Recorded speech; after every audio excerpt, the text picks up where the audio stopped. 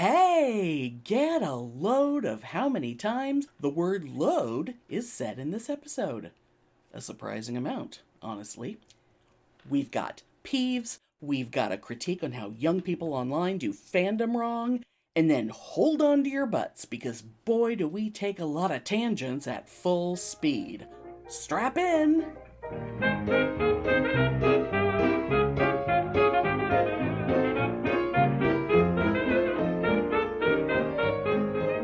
Welcome to Pitney and Amelia's Bitchin' Boutique! We may be awful, but we're right. right. Since we're using a clip that was recorded previously, Yeah. do we want to and we're just doing, all we have to record right now is our peeves. So do we want... Yeah. Do we want to start the episode off with peeves and then just say, and now you're going to jump back to something I talked about a couple weeks ago? yeah, why not? Why not? It's fine. Some topics are evergreen. You know, exactly. God. So peeves. So peeves. Oh, so you liked my little jingle, my little Yes, peeves? I did. I got a kick out of that, yes. It reminded me, I don't know what put it in my head, but I was thinking about it like, Shaft! Yeah. That's how I was hearing it in my head. I mean, I may expand on it, but for right now, it's just Peeves. Yeah, like I think it's great. Yeah. I like it. Anyway, Peeves. It's Peeves, Pitney. Yes. So do you want me to go first, or do you want to go first? I don't know. Mine is probably going to be fairly quick, so maybe I should do mine first. Okay. So, my peeve this week is something that has gotten increasingly annoying to me. At first, if it was only every once in a while, it probably wouldn't even annoy me. Like, it would probably be fine. But what it is a way that people talk now. I think probably, I definitely hear it more on, like, say, YouTube videos or whatever, which may have something to do with it because people are being kind of a little performative because they're on camera. Of course, and they want to make sure that whatever they're saying is, zippy. Yeah. Instead of just normal conversation. But do you remember when, let's say, you would see someone on television, like, say, Julia Child or Martin Yan or whoever, Yeah. and they're talking about, they're kind of describing what they're doing, or they're saying what they're about to do. And they, like, let's say they've made a salad and they put all these things in the bowl, and now they're going to use their little utensils and toss that salad. Yeah. Or stir what's in a bowl. Or, like, flip a pancake. Yeah. Those are, verbs. Those are things that, action verbs, things that they're talking about what they're doing or what they need to do next. Okay, now I need to stir this up. But now, everything is, give it a stir. Okay, so now we're going to give it a flip. And now, now I'm done making it. I'm going to give it a taste. And it's mostly, when I think of it, my brain goes straight to cooking things, but it's kind of if someone's showing you, we're going to give it a sand, like I'm going to refinish this piece of wood. We're going to give it a sand. Yes. We're going to give it a brush. It's like, ugh, I hate it. I swear to God, if you watch, like, a cooking video online, like something made recently, and you do like a drinking game where you take a shot every time someone says give it a something. That's so funny. It's, now that you're aware of it, it's going to start driving you all crazy. You're welcome. Because it's fun. Why do people have to say it that way? Oh, see, that's fabulous. I'm going to give my dog a pet. What? It's like, no, you give your dog a snack. I love being annoyed by stupid shit like that because it's annoying, God damn it. And it shouldn't be. It should just, it wouldn't be annoying if people weren't being annoying. If you would just not be annoying, then I wouldn't be annoyed. And that's just a fact. Yeah, and that just brought back like a really trashy memory that I had back in my, my gay.com days where I was like having, like 5 guys a week over for anonymous sex. Oh, okay, yes. Which was, so much fun, and I do miss it so, but alas, I can't do that anymore. No. But anyway. No. There was this guy that I dated for a hot minute, Orlando.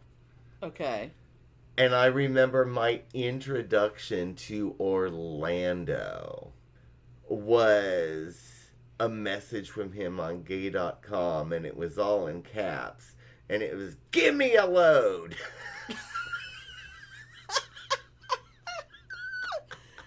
Oh. And I've never forgotten that. So that, when I was saying give it a stir, your brain went to give me a load? Yeah, give me a load. See, it's like, the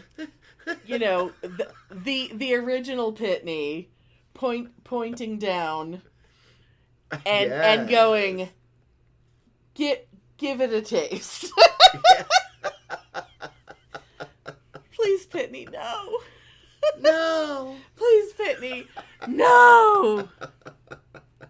Anyway.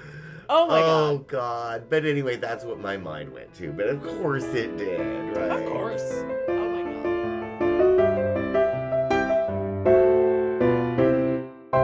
Welcome to Chatsunami, a variety podcast that discusses topics from gaming and films to anime and general interests. Previously on Chatsunami, we've analysed what makes a good horror game, conducted a retrospective on Pierce Brosnan's run as James Bond, and listened to us take deep dives into both the Sonic and Halo franchises. Also, if you're an anime fan, then don't forget to check us out on our sub-series, Chatsunani, where we dive into the world of anime. So far, we've reviewed things like Death Note, Princess Mononoke, and the hit Beyblade series. If that sounds like your cup of tea, then you can check us out on Spotify, iTunes, and all good podcast apps. As always, stay safe, Stay awesome, and most importantly, Stay hydrated.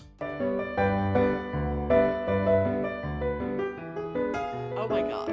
So what's peeving you these days? Oh,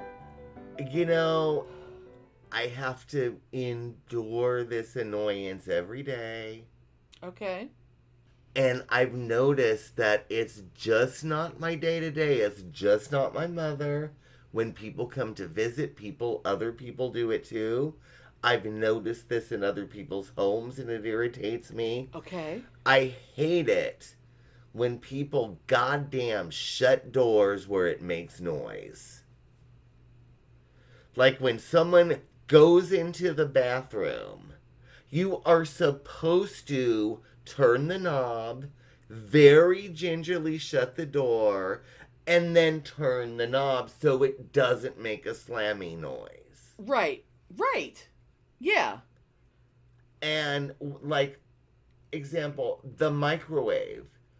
We are literally on built-in microwave number 3 now because my mother fucking slams it all the time. Oh, so like the hinge on the door and comes it loose? needs to be closed gingerly so it doesn't make obnoxious noise. So just let it go latch. Like let it just catch itself. But it's like the bathroom fucking door. Oh, God. It really irritates me when people close it and it makes that clack noise. Oh, yeah. Because you should turn the knob, close it, and then turn the knob so it not. Yes, you know what I mean? Release the knob. There's no reason to close a door where it makes noise unless you're angry and in the middle of a fight, and then it's fabulous. Right, and those of us who, let's say, grew up where the slamming of a door was like, something's bad. And so we, like, our bodies go, ugh, when we hear the slamming of a door. It's like, yeah, don't, Oh, that may be a part of it, but it's like the fucking microwave and the fucking bathroom door. And then, when all my cousins were here last, 6 months ago, they all fucking shut the door like that rather than like civilized people. Especially if you're in someone else's house. Yeah. It's like, oh my God, put on your quiet steps. Put on your quiet... I mean, doors are made to be, like children are made to be seen and not heard. Doors are made to be closed and never heard. Yeah. I mean, even just like a gentle click is okay, but a thunk click is, you don't know how to work a door. It's just outrageous. And it was like, but the microwave, oh my fucking yeah, God. that would drive me nuts. Yeah. It is loud and insane. And I just don't understand it. Oh God. Yeah. It's like, why are you angry at the microwave? Like, because and it shouldn't sorry, be like that. Kitchen cabinets should be very quietly closed. Oh, and yeah. not closed in such a way that they make noise. The dishwasher needs to not make any noise while it's being closed. Oh, God. The oven needs to not make any noise while it's being closed. Yeah. Isn't that insane? I know it's really crazy, but that fucking irritates me so fucking much. Well, and obviously the sound of a slamming door is so offensive generally that manufacturers have come up with ways that you, like, can't slam a door. Like, they make it so that it's unslammable. Because it's just true. You shouldn't be slamming doors unless you are trying to express the anger of a slam door. But I mean, we've already lost out on the glory of angrily hanging up a phone. We don't have that anymore. So I love angrily slamming the phone down. God, that was fabulous. it's just, it's just not a thing anymore.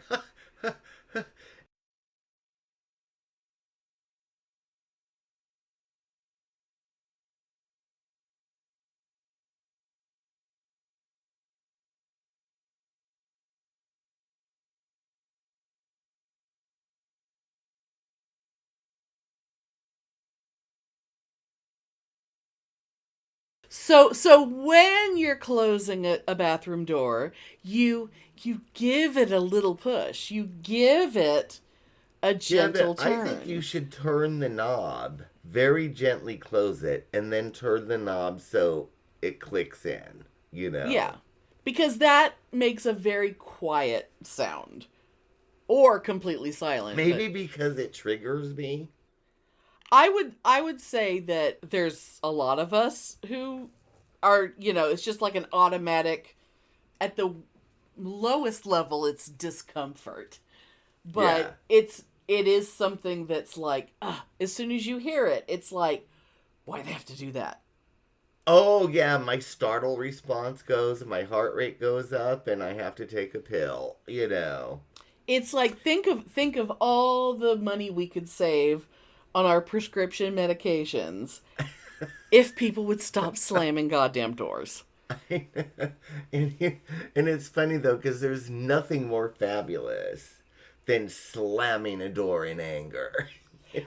But it's only when I do it. If you only do it when you're angry, then it's like slamming a door every time you close a door. How are we supposed to know when you're upset if you slam doors every time you walk through a door? Yeah, but the fucking microwave.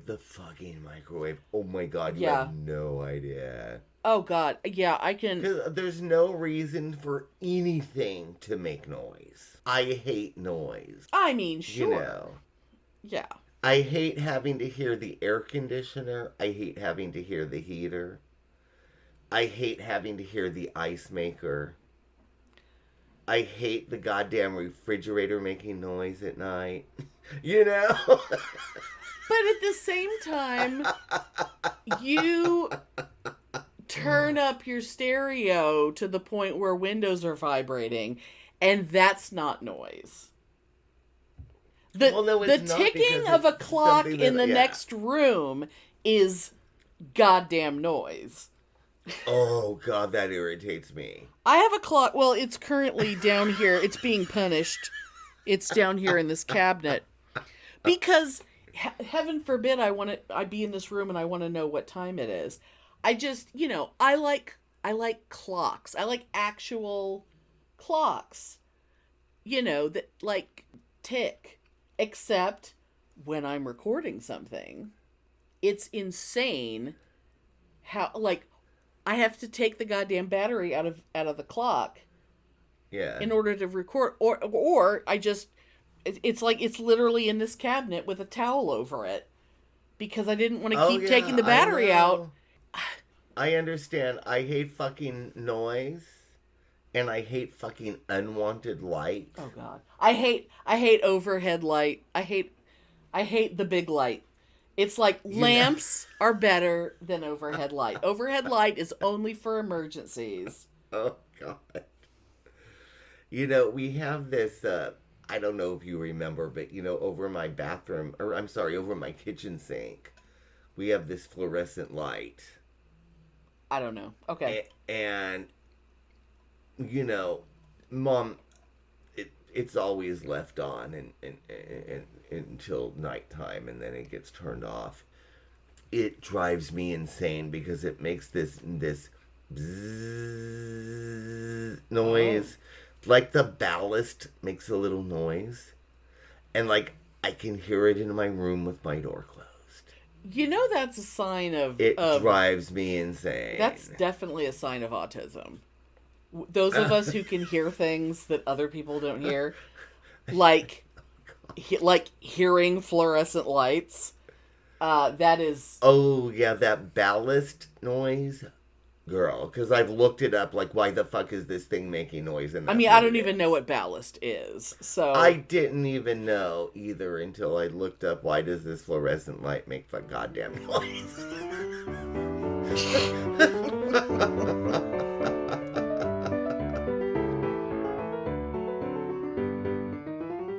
Hey bitches, it's Editing Amelia, and maybe y'all remember early on that I said something about that thing from a couple weeks ago. Well, this is it. After we recorded the last episode, I went on a tear about... Well, hell, I'll shut up and let you listen.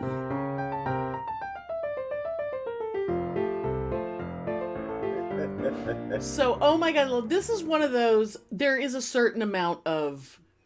us being older than the people I'm about to bitch about, but also, you know what? It's not possible to talk about it without it being like an age or a generational thing.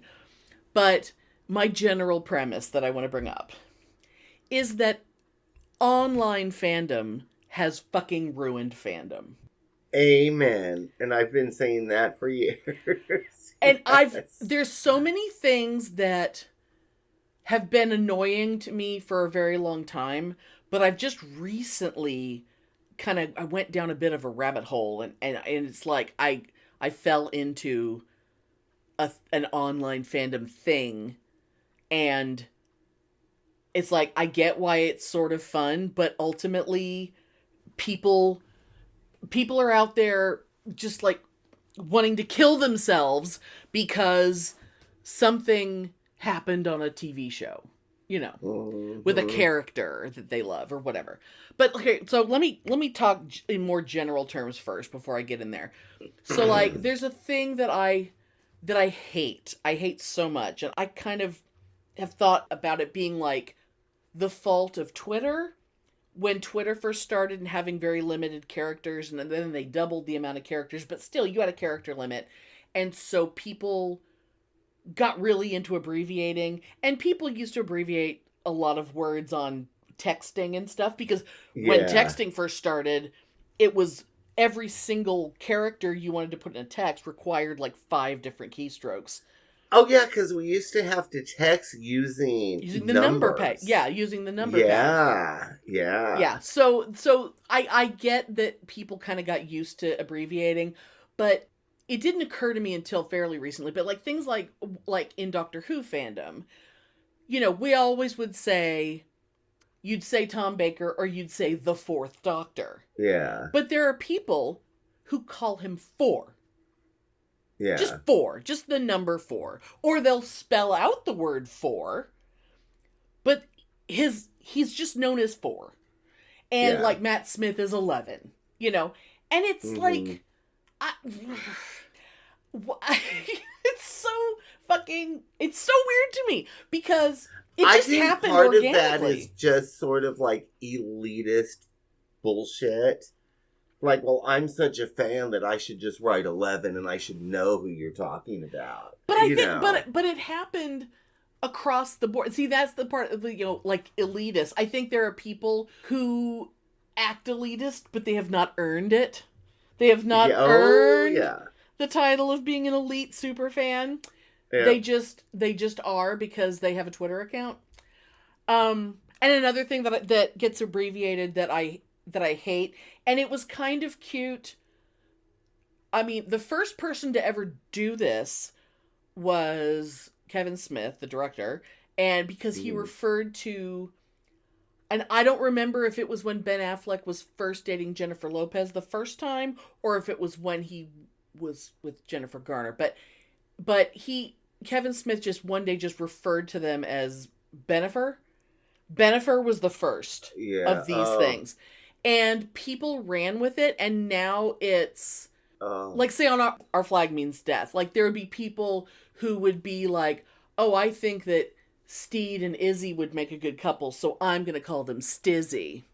Oh, I despise that. I hate it so much. Like, back in the day... I know exactly. I hate shipping anyway. I mean, you can ship without... I hate it. Without it becoming your new personality. Like, for example, like back when we watched Xena, if somebody was talking about how, you know, how Joxer loves Gabrielle and maybe what if someday maybe something happened there, if someone referred to them as Goxer, it would be no, you fucking rotten hell. You're like, who the fuck do you think you are talking like that? I hate that fucking shit. Because the online shit, and even back in the Xena days, I mean, that was Usenet. I was still active in online fandom during Xena, but you had to write complete sentences, and you had to, you know, talk coherently. Because you were making a point, and you had to make it well, and you had to present your arguments, and you had to read what other people wrote, and it was actually like having a conversation a little more than just little blurbs, you know? And the thing about like shipping that, and it's like, it's not all, this thing doesn't always happen with shipping, but shipping gets people a lot more emotionally invested. Oh, I hate than it other so things. Much. Anyway, go on. So, I'm sorry. I don't mean to interrupt you. No, I know. You have no idea how much I hate shipping. But I don't even know. I don't know if you've seen. I don't know if you've seen things to the level of what I'm about to describe. So, the rabbit hole I went down was, because of season 5 of Stranger Things, and I learned that there are Bylers and there are Millevans. Now, Milleven is so bad. It's Mike and 11. But it's like when people say Milleven, you don't hear the L, you don't hear the M. Yeah. You know? It's like, what are you saying? And you know, and Byler is Will Byers and Mike Wheeler, so it's Byler. Okay. It took me so long to figure out what the fuck people were talking about. Oh, God. And because we have, you know, 2 different things, both involving Mike Wheeler, it's like they're at fucking war with each other. Oh, of course. And it's people getting abusive in YouTube comment sections and on Tumblr, and people, people posting shit online, about how the other camp is completely delusional and blah, whatever. And it's like, it's over analyzing, but like being over analyzing is a very nerdy thing to be, but this is the fucking mundanes. The internet has made fandom available to people who have no goddamn right. Mm-hmm. Because people who used to go to cons, people who would be in like the Legion of Rassilon, people who would actually leave their house and put on a costume and go hang out with people and, talk about very, very nerdy shit. Because you couldn't talk about it at school because no one knew what you were talking about. You had to actually meet other fans and talk about things in person. I think shipping is a bunch of teenage girls that can't get laid. That's what I think it is. I mean, Or a bunch of cat women that can't get laid. But even with shipping, everybody shipped Xena and Gabrielle. Yeah. But that was also the writers being aware that we were seeing subtext, and they would do like little winks and and eventually it was canon. Yeah, people using the word canon who have not earned the right to say canon. That irks me too. Yes. But like the stuff that I found, and here's the thing, like when you go 3 fucking years between seasons, people will have way more time to put into, people who post 2 or 3 videos a week and it's always talking about the same thing. Only, and I gotta say, because there were certain things that I thought were true, and then I started seeing, like, the algorithm knows what I'm thinking in my head, and then puts a video in front of me that's titled, the queer subtext of Mike Wheeler. Yeah. And I'm like, oh, I'm in. I'll watch this. Yeah. And even though a lot of the stuff is stuff that I observed, but there are people who believe that, like, analyzing things frame by frame, and people will talk about, what about color theory? What about this? What about that? Why is there always a closet in the room? It's like, why is there always a closet? Because children hang out in their bedrooms. There's a closet in that room. Oh my God. And just people will be like, these, the writers, they are very meticulous and they pay attention to details. It's like, yeah, but they're not. I also blame Taylor Swift. I'll say this too, because when I found out that in Swiftie world, that people will look at, say, like, the album cover of the latest album, whatever that album is, from one album to the next, and go, oh, do you see how this album has this stripe of green on it, and then this album over here has a song with the word green in it? It's obviously a clue. It's like Taylor Swift is not creating elaborate puzzles for you to solve. Oh, yeah, she's not. She's fucking making records and doing tours and living her life. She is not creating it. She's not creating like a fucking scavenger hunt for her fans. Oh, hell no.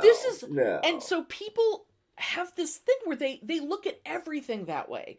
And it makes it so, like, okay, like, if you think that the reason why Mike Wheeler's character had a weird personality problem for a couple seasons, it's completely aligned with who he's in a relationship with, and he sucks at being her boyfriend and whatever. And you're noticing the worse he is as a boyfriend, the queer subtext for this character is becoming in the forefront, is becoming actual text, not subtext. Yeah. Then it's like, well, he's obviously in love with him, and I think he loves him too, but he's got the internalized homophobia. I mean, it's like, you can see things in performances Yeah. But if you're going to put all your focus, if you're going to say, well, it's 100% true and here's why, and then you spend 20 minutes talking about, well, when he's wearing a blue shirt and he's wearing a yellow shirt, that means that, well, it's just like... I really don't think that it's, No, it never is. It's so fucking dumb. It's so dumb because it's the kind of evidence that's true when it's there. And because trying to prove something that you thought about in your head and you're looking for evidence for something, that's not the same thing. It's like you're looking for things and you're inventing reasons why they're true. And then it's like, well, no, he always wears a blue shirt, except he doesn't. What if he wears a red shirt? Well, that doesn't matter. Anyway, and then right. I totally know what you're talking. Yes. And it's like, well, if the scene is shot at sunset, that means it's the end of a relationship. It's like, no, it's called the fucking golden hour. Oh, and God. Filmmakers take advantage every chance they get to shoot things at sunset. My God. Did somebody really say that? Oh my God. Oh, 100%. 100%. Oh my God. See, that is like, get your own fucking life. Because people would be like, I'll just say my own observation, which is the same, but not for the same reasons. In this entire season, it didn't seem like Mike and Eleven were still dating. We had a big time jump, and then they're friends. They like each other. I mean, they even love each other, but they're not acting like boyfriend and girlfriend at all. Oh, I haven't seen you in months. Here's a brief hug and a 2-minute conversation with no physical contact. It's like, a whole season of, are they dating anymore? They're not acting like it. And when, they're not sitting next to each other every time they're in the same room together. I mean, things that would be normal. But then someone else is like, well, obviously it's the sunset. And, God, if she wears her hair like that means this or whatever. And it's like, God damn it. And some of it is young people, because young people who think they know everything.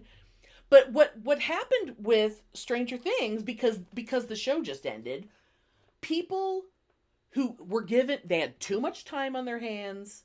Yeah. And if you want to fantasize about two characters getting it on, if you want to, write your own stories in your head for fun, go for it. That's what fan fiction is. That's what fan fiction is for. That's what fan fiction is. Fan fiction is fabulous and it's fun and I love it.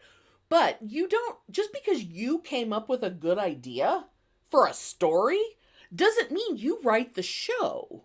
And there are people who are like, well, obviously what's going to happen is that this is going to happen. And then they're going to talk about this.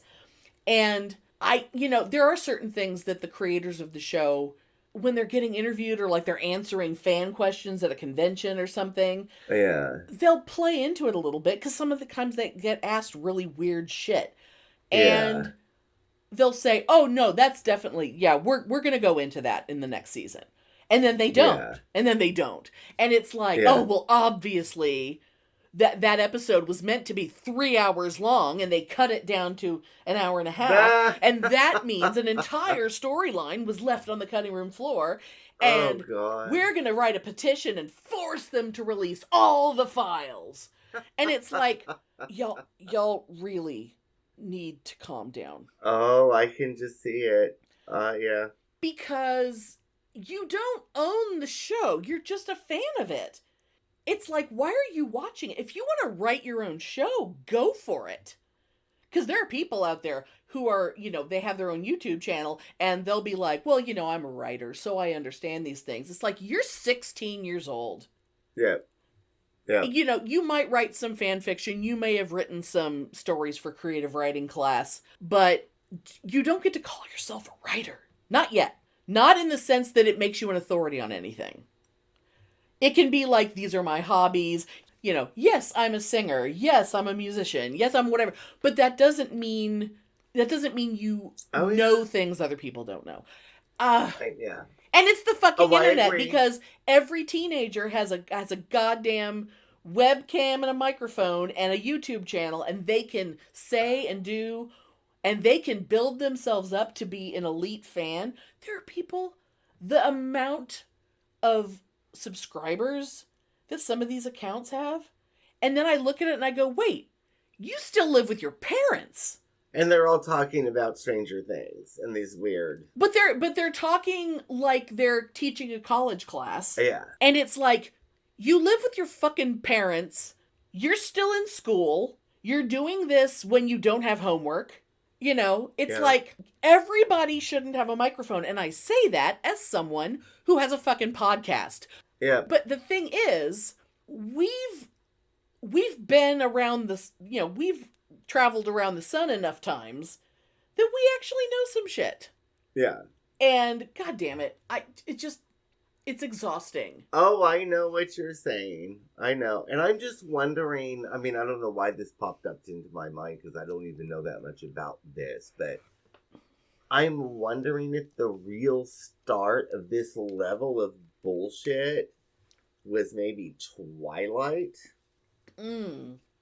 Because that exploded in some crazy fucking online fanatical horseshit where, like, they were harassing actresses and actors. Well, and yeah, blah, that's blah, blah. another thing. I'm wondering if Twilight was Yeah. the beginning of this level of insanity with so-called fandoms. Yeah, because because the existence of online gives people access to performers and writers and stuff that they didn't have I mean, before. we were never like that about Star Trek or Doctor Who or anything or Xena, or even Xena wasn't that bad, you know. Right. And if you're at a con and you suddenly find yourself riding in an elevator with someone you're a huge fan of, you don't go, well, what the hell was that in episode 9?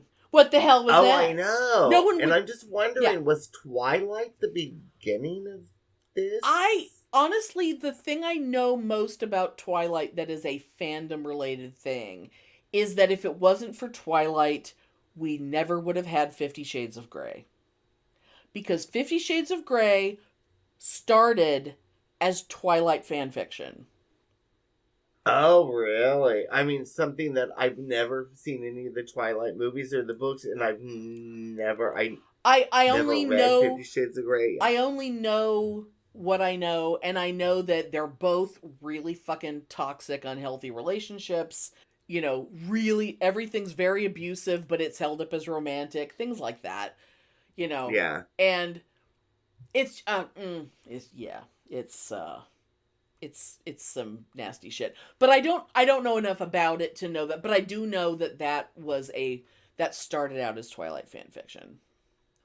But then, you know, my friend who wrote a series of novels, her stuff started out as a fan fiction for a series. I won't mention it, but so it's like, I get it, you know, but at the same time, it's not like Melissa Good, who was a Xena fanfic writer, who was such a good writer that they took some of her stories and made them episodes on the goddamn show. See that show. That shit is canon. It's just making me think of Diane Duane.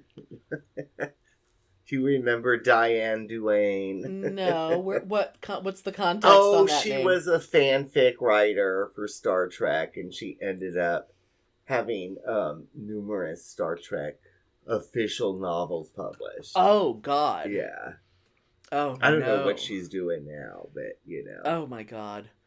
But yeah, this online thing. I mean, I've spent in the time between Christmas and New Year's, when people were up to episode 7 in the final series, and then it was like episode 8 was the series finale, and there was like a week of people who decided that they knew what was going to happen this season, and it had to happen in either episode 6 or 7, and when it didn't, they're all like, you know, rending their garments and, you know, the wailing and gnashing of teeth. God. And it's like, the show's not over yet. You don't get to have input on what the show is.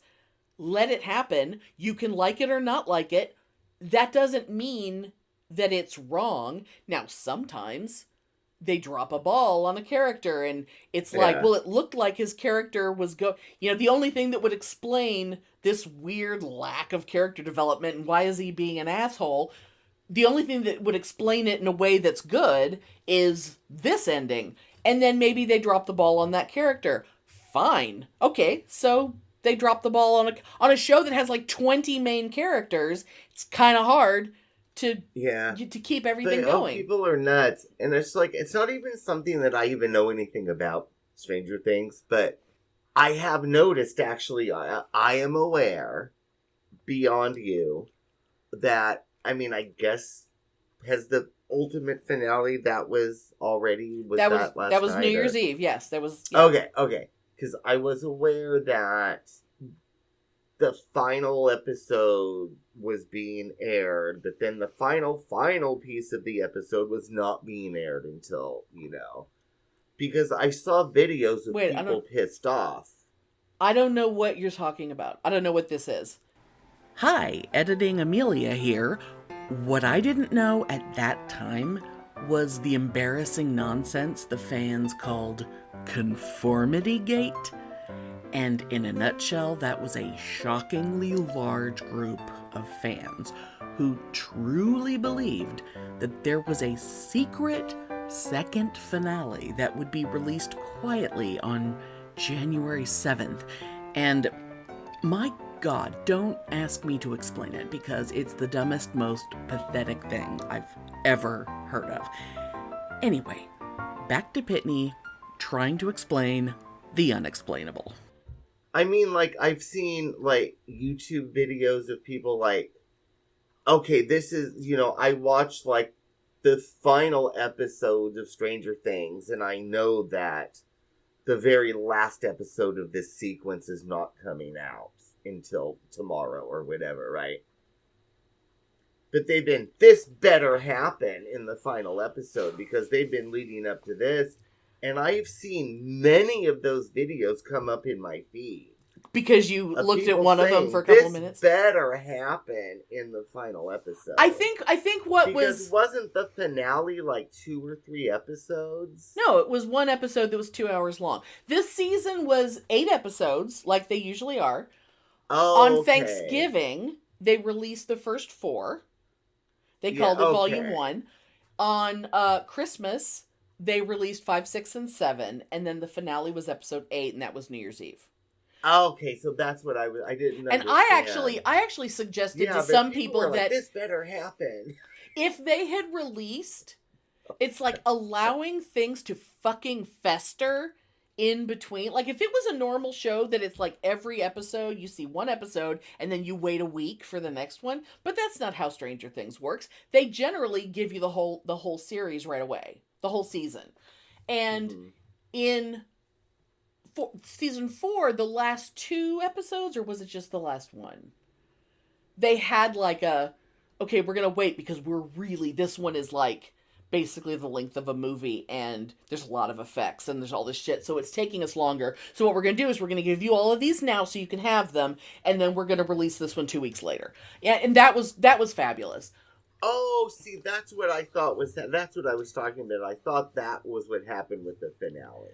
No, but what they did I didn't realize that's what I was referring to. Because they had kind of set a precedent that we could release the season in chunks.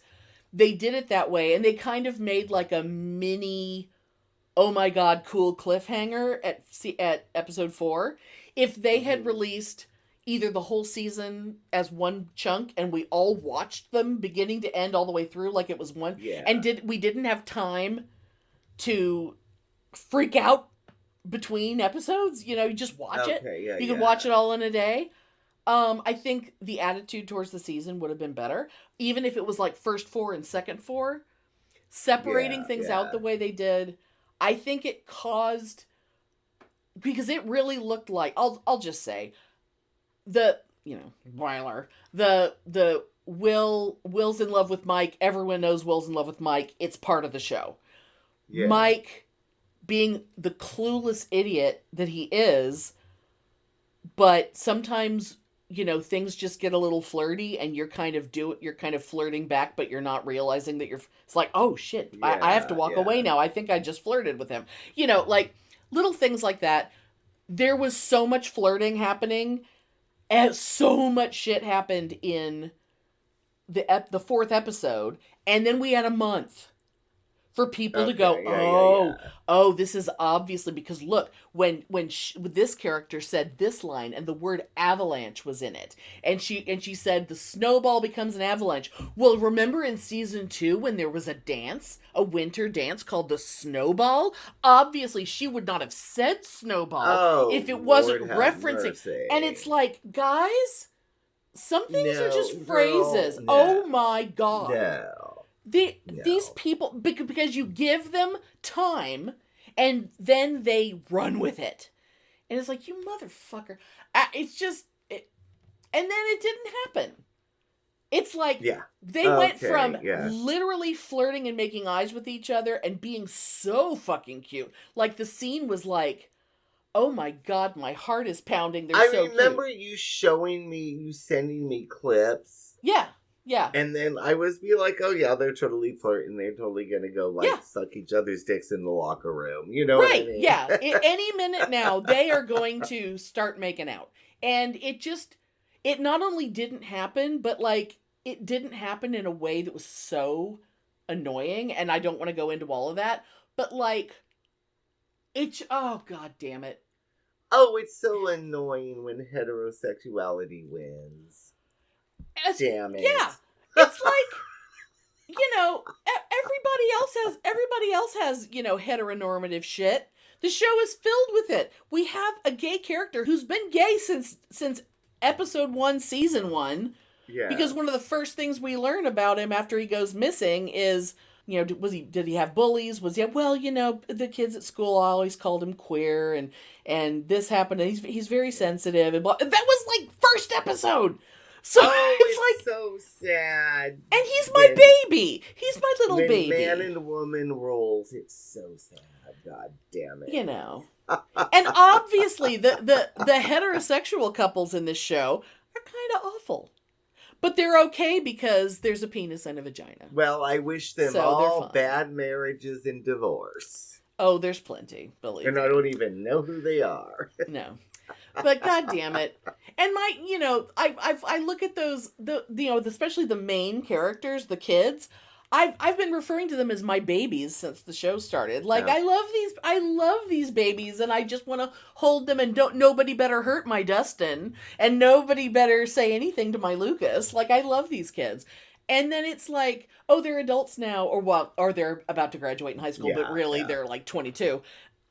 But it's like, can we, can somebody have a happy ending? Does anybody get a happy ending on this show?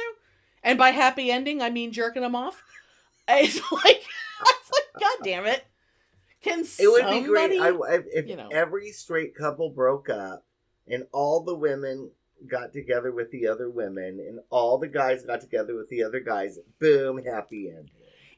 Even that have been fabulous. Even Philionel wanted the one character who came out as a lesbian in the third season. Even he is like, I think Robin and Nancy should get together. Philionel's not that kind of guy, but he's like, I think the two of them would make a cute couple. And I'm like, this is a guy. He can be very sensitive, though. Yeah, he didn't agree with me that Will and Mike were going to get together, but he also, by the time we were about to watch the finale, he was like, what the fuck is going on with Mike? Like, what? He goes, I think you're right. I think that is going to happen because what the fuck? It's like, it has, that's the direction the story's going, right? Yeah. I mean, and then it didn't happen and he was like, well, shit. And he didn't care either way, but he thought that's what was going to happen. And the writers probably expecting the fans. Oh, they probably wrote that to get this tension and then be like, no, I 100%. I think they not only did it to fuck with the fans, but knowing that it was literal wars between these two factions. Yeah. That the writers decided, oh, we're going to make those Byler people wait until the last second of the last episode, and then we're still not going to give it to them.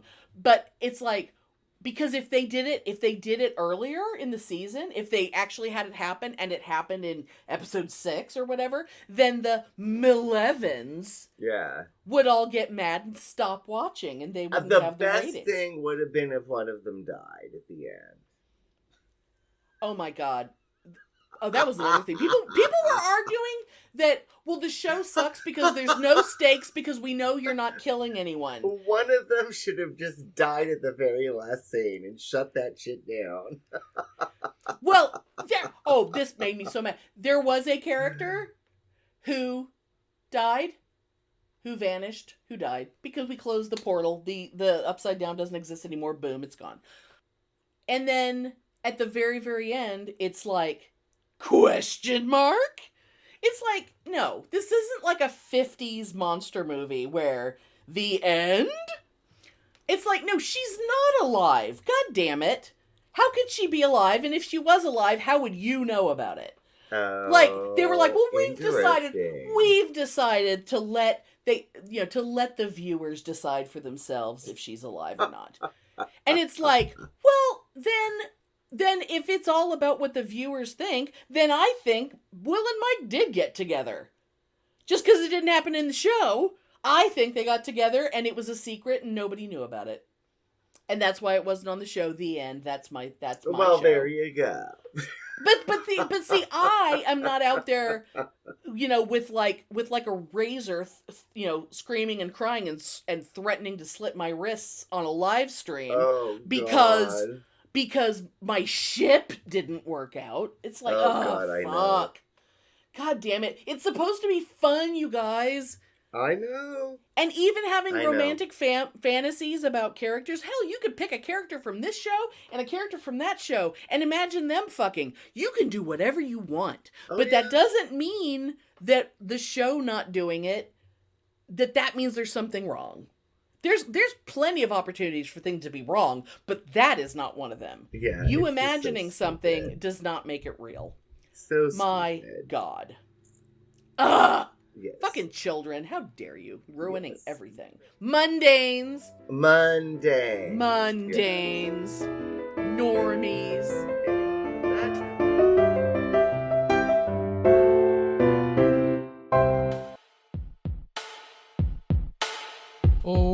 Welcome to the Skeptical Chaps with myself, Spike, and my esteemed co-hosts, Dr. Dan and Ollie. Hello. Hello. Every episode we're on to know about anything from news, social media, politics, current affairs, absolutely anything that annoys or delights us. And if you're underage or easily offended, you probably should not be listening. But Dr. Dan wants you to listen anyway. Give it a go. Thank you. We've been contacted by the Bitchin' Boutique. Oh, hello. You know Bitchin' Boutique? They have a little jingle that they play for us, apparently. Yes. I think they're saying it's a bit out of date now. And they said, could we send them a new one? Can we make them a new one? And I'm thinking, we're far too lazy and disorganised to do that. So if you want to take a clip from this, right now what I'm saying, and play that in your podcast, Bitchin' Boutique, we'd be fine with that. I support this message. Yes. Yeah. So, thank you for listening to the Bitchin' Boutique podcast, whatever the hell that's about. I don't know what they're talking about in this episode, but I'm sure I agree with it. And, listen to us as well. Yes, we're the Skeptical Chaps. We're the three Skeptical Chaps, but there's only two of us. And if you don't... Two Skeptical Chaps, but there's three of us. How very dare you. Is the Bitchin' Boutique still bitching? Diplomatic community. Because, I go in there at 11:30 at night because I don't get home from work till 10:30.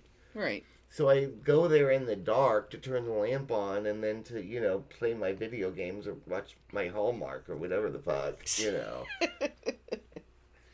Watch my Hallmark. Yeah. Oh, my God, this weekend. Oh, yes.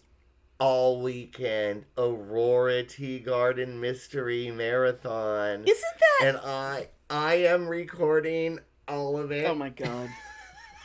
See, my aunt is into the Aurora Teagarden, but my dad is not. Now, am I wrong? Or is Aurora Teagarden, is that Candace Cameron Bure? Oh, I don't even know who the actress is. I don't know. Because I know that there was a time when she was doing a series, kind of. on Hallmark, and then she left Hallmark, but I don't know if it was that one or if it was, of course it could have been her, and then they replaced her with someone who isn't a Christian bitch. It could be her, actually, because I know that, like, the later seasons of Aurora Teagarden, it's a different actress playing the main character, so that might be... Oh, okay. I don't know. Oh my god, how exciting. But I love that, and I love the Curious Caterer Mysteries. Oh my god. Now, those are only on the Hallmark Mystery Channel, right? Because Hallmark Movies is just, well, it's, it's always Christmas, and it's like they start Christmas in July, and then it's Christmas all the way through Christmas. When it's January, can it not be Christmas anymore? Can we do I'm so glad. Yes, they finally switched their programming. Oh my god. From Christmas. Yeah, but it's like they waited. You know me, I love those cheesy Christmas romances. But I was so fucking burned out. I was like, oh my god, when are my mystery shows going to come back? When is the Murder, She Wrote reruns going to come back in the middle of the night? Oh you know what I mean? My dad is so... Okay, so he had... I don't know her name, but he has this one actress that's like, his girl. Like, that's his woman. That my sister, one year, for... I guess it was for his birthday, or it may have been for Father's Day. But she got a cameo of that actress, that Hallmark Movies actress. And she's in fucking everything. I mean, she's one of those, if I pointed her out to you, you'd be like, oh, I definitely know who that is. Oh, I'm sure, totally. But, so my dad's like obsessed with her. But the other day, well, actually for a couple weeks, they kept promoting this movie. I think it was called Lost in Paradise. I had to write it down on one of Dad's whiteboards because he didn't want to miss it. And the night that it premiered, it was at the same time as a very important football game. Oh, and shit. See, I got rid of the DVR aspect of Dad's cable box a long time ago because nobody fucking records anything, and if we did record it, Dad doesn't know how to find it to watch it. There's pointless. Like when Mom was still alive and she was recording soaps every day, at least there was that, to watch the Victor show followed by the other Victor show. Yeah. Because there were Victors on both Young and the Restless and Days of Our Lives. Anyway, but so Dad was very excited about this movie. And so we looked online to find out when the airings was. And I had to have it all written out. And as I was writing it for Dad to be like, okay, this is to make sure you get to watch your movie. He's explaining to me how the actress that's in that, and I've seen the commercial 10 million times because my God, it was like the biggest premiere they've ever done, apparently. Yeah. It's Lacey Chabert, who's like the one who looks like Jennifer Love Hewitt but isn't Jennifer Love Hewitt. The one who was the girl whose dad invented toaster strudel in Mean Girls. Have you seen Mean Girls yet? I don't think I ever have, no. My God. Apparently, my dad has seen Mean Girls. You have to. Like, we have to do, like we did that time when we watched, whatever that... No, it was Host, right? When we watched the movie together simultaneously while Skyping. Oh, God, I don't remember. Yeah. How about this? I'll watch Devil Wears Prada... and you watch Mean Girls. Okay, there we go. But there we go. The fact that my dad is like, oh, she's another one of my favorites. And I mean, I know he's very into her because she's one of the actresses that's in the Wedding Veil series of films. Oh my God. Yeah. It's like her and the chick who used to be Sammy on Days of Our Lives. And there's a lot of former soap actors in Hallmark movies. Yeah, excuse the sound of my typing because I'm looking something up to tell you. Oh my God. Oh, that's the name. Oh, but let me. So the important thing though. So after Dad finally watched it. Like, I was over there. I said, "Oh, did you get to watch your movie last night?" And he goes, "Oh, yeah."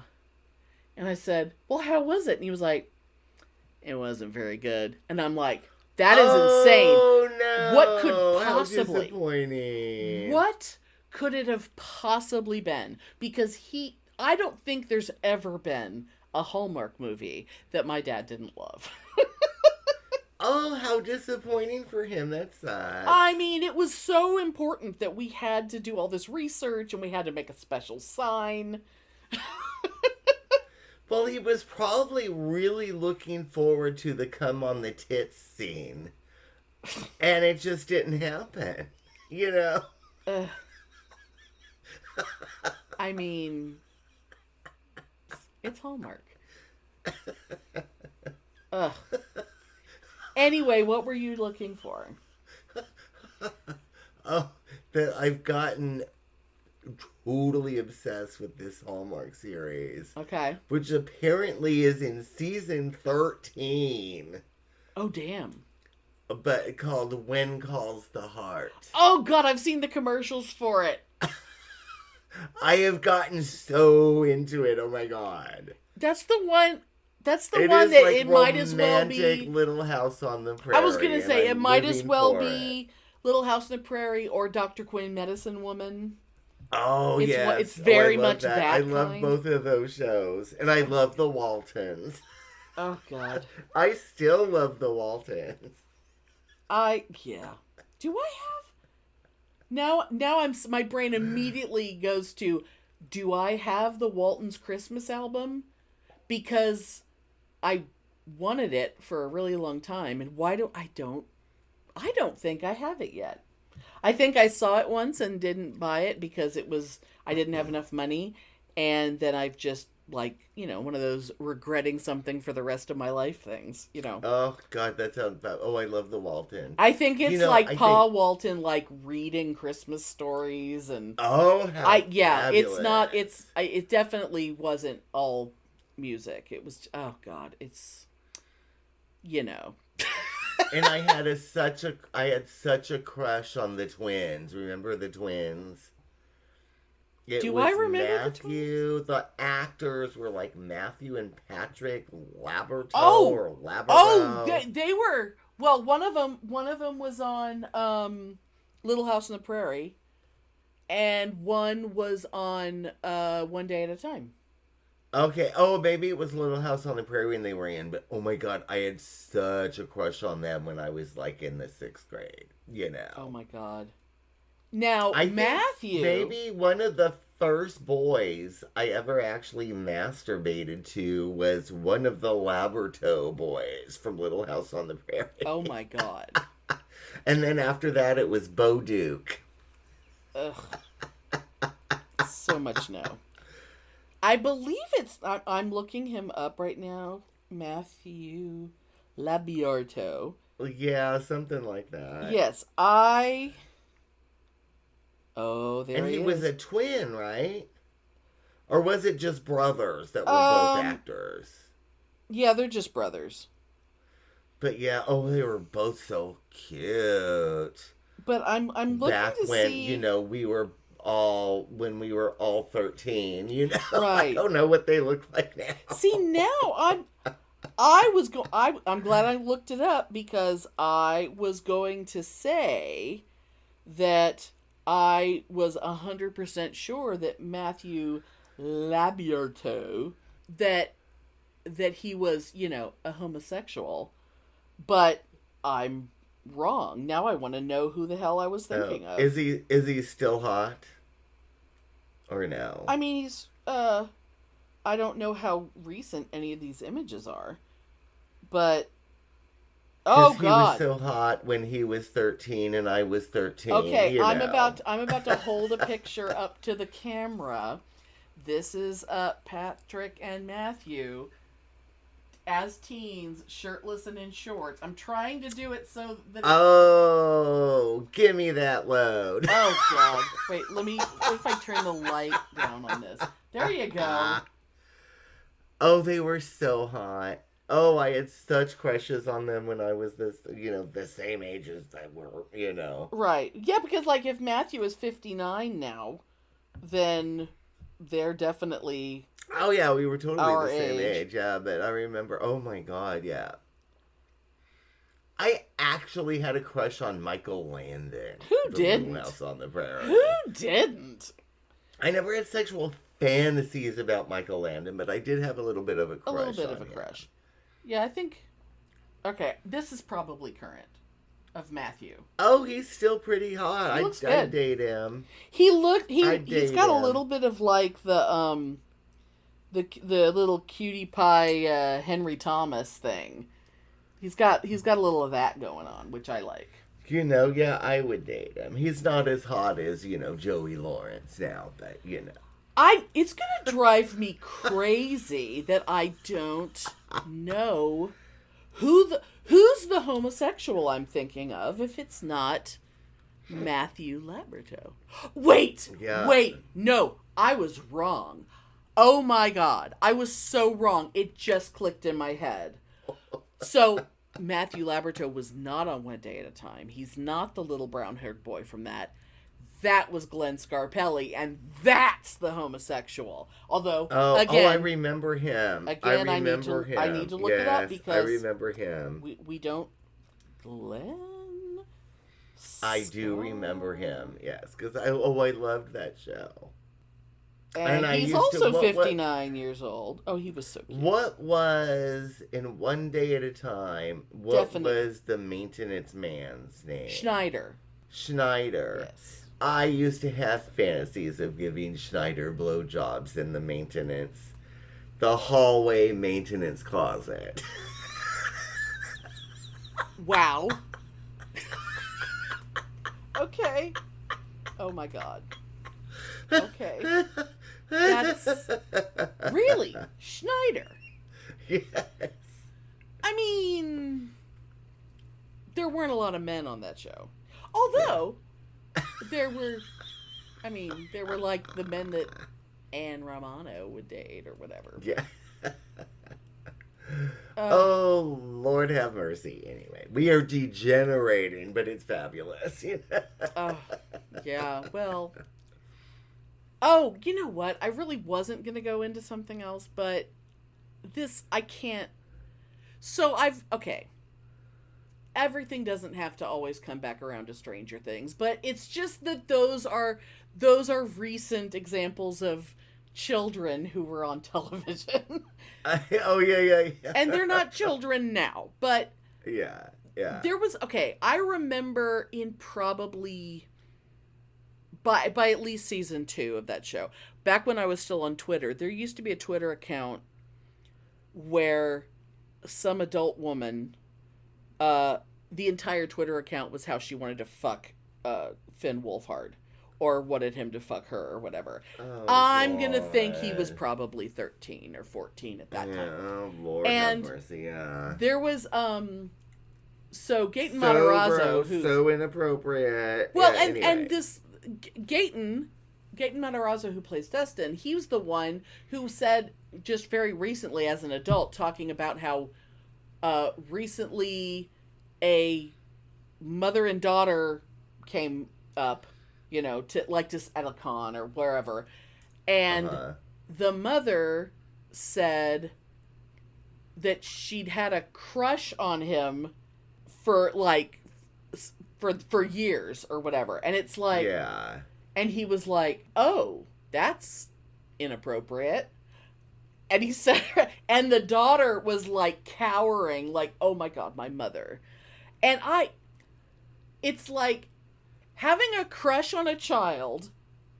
If you're looking at it, okay, I can say this because it's like, look, sometimes you look at a teenager and you go, oh, isn't he cute? Isn't he adorable?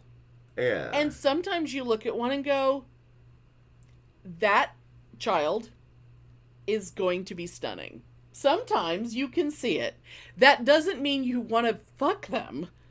But it's just, Oh, God, no. Fuck, no. But, like, girl, this idea... no. Because I was very open during the years of when the Harry Potter movies were coming out pretty regularly. And I've told the story on the show before, but it's been forever. The first time I ever had a moment like this where I was like, okay, that feels gross.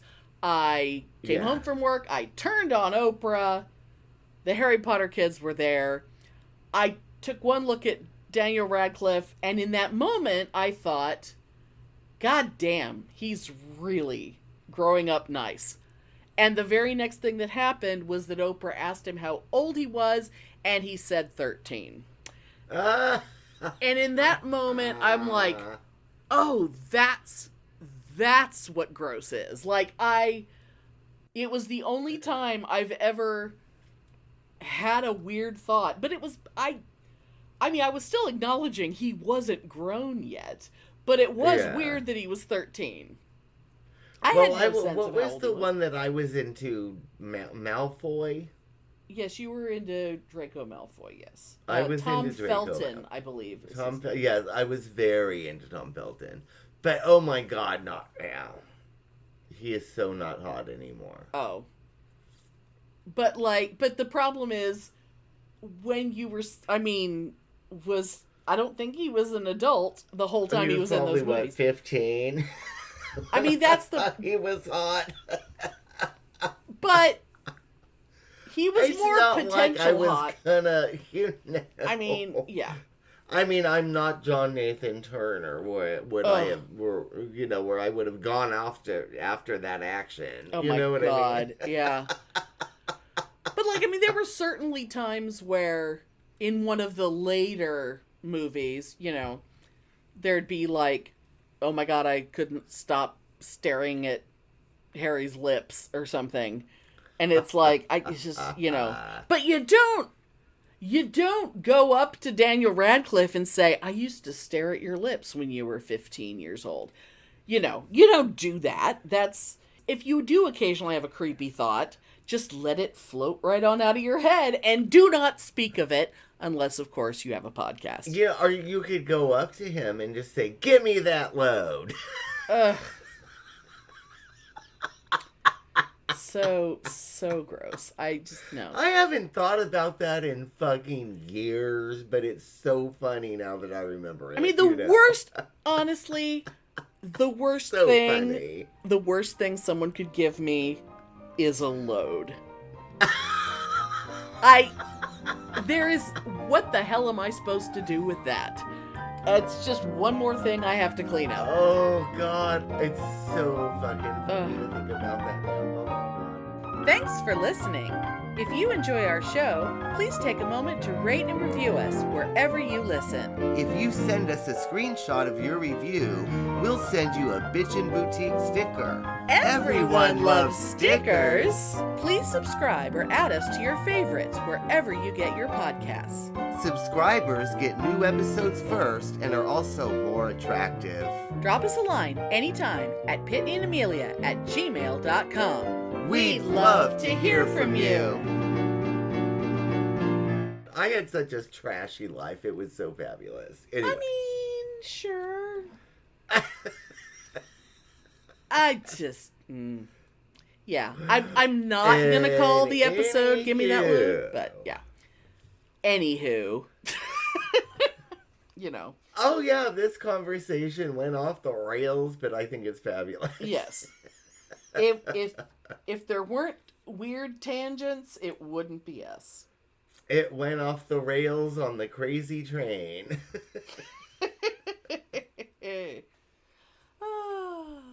Did I ever tell the story on the show of me and Peggy? I mean, there was a bunch of people there down on the patio at Bull Creek. But it was basically me and Peggy. We were really drunk, and we were blasting Ozzy. And we were blasting Flying High Again. Okay.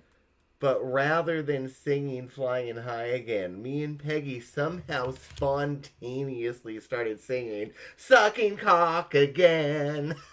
Oh, God. No, I mean I don't know I don't know that story, so I'm going to assume it hasn't been on the show. And we still talk about that to this day. Really?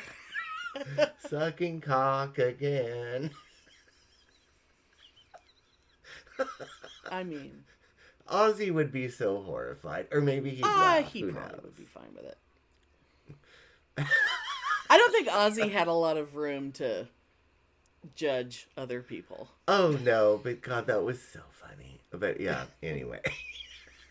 Oh my God.